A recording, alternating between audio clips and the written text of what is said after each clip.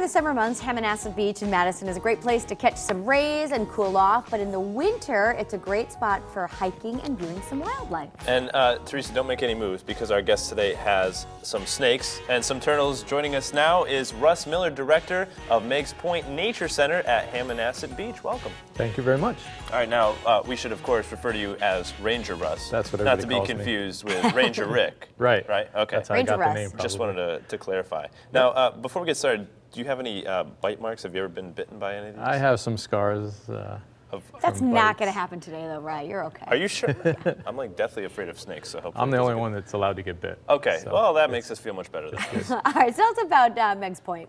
It's a beautiful spot. Right now, when I left, there was pack ice. It looked like washing up on the beach. It's pretty darn cold, Yeah, but still I'd a great say. place to visit. And you can check out some of the wildlife even during the wintertime, right? There's still opportunities. Yes, our to do nature that. center is open year-round, so it's a great place to get in out of the cold. And you're there, of course, at the same time. And this is a picture here, of course, of the Nature Center. Yep. So what's your hours of operation? Are you open Monday through Friday? Or? Monday's the only day we're closed. We're open Tuesday to Sunday. In the winter, it's 10 to 4. In the summer, it's 10 to 5. And there's works for a new center to expand. Yes, we got the funding from the state bonding commission, gave us the money, so we're going to be getting a brand new building.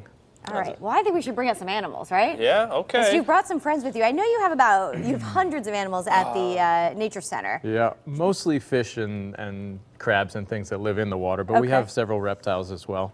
Little turtle Who's here. this? Yeah, this is a Diamondback Terrapin, so this is something that you can actually find at Hammonasset. This is a brackish or saltwater turtle. So these guys will hang out laying their eggs, and pretty fun to find this. This is on the small side. They'll get to be, a foot long.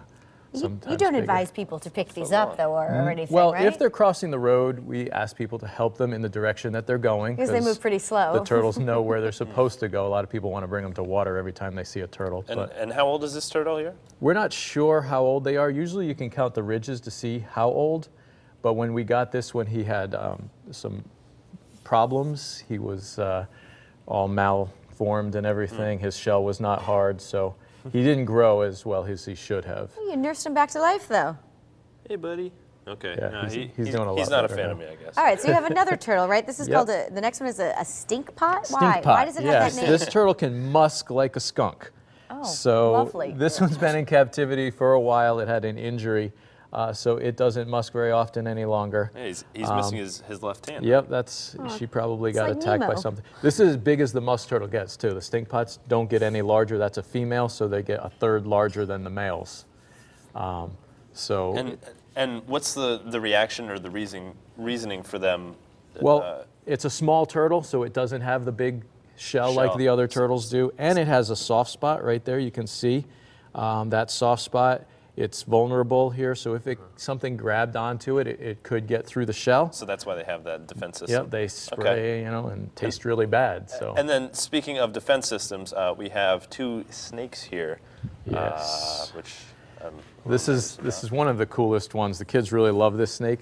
It's called a milk snake. Are you hiding behind me, I Ryan? am, yeah. Really? Oh, okay, that hey, is a yeah. real snake. Okay, there we go. So the milk snake got its name because farmers actually thought that this snake would go into the barns and drink the milk out of the cows. So they called it the milk interesting. snake. It actually was probably looking for mice and rats. It will eat other snakes if it finds a small snake. So it's a very good snake to actually have in your barns if you don't want mice. And can we find that at the beach, typically? This one will be more inland than It is. at the beach. Does that? No, touch I it? don't want to. But thank you. Okay, very good. All right, and our last snake here, we have one more snake. Yep, this is. quickly. Do they get along, the snakes, or no? They could be together. could These be, two are okay. close enough to the same size, but you put a smaller one in, and that guy might eat them. Okay. So this wow, that is is a racer. These are very They're like fast, hiding.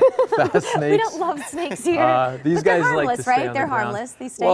Well, this guy's bit me a few times, but just Okay, a few yeah, times. no No big big deal. it's either small. It doesn't hurt that bad. I say it's like a couple of bee stings at the same time. All right, Ranger Russ, thank you so much for bringing biting snakes onto our set today. We greatly appreciate that. So where can we find more information online? Yep, meigspointnaturecenter.org is our website. We also have a Facebook page, and you can see all our upcoming events and fun things that are happening out at the Nature Center. Okay, well, feel free to put it back in the burlap bag there as soon as possible. Thanks for visiting. Thank you very much.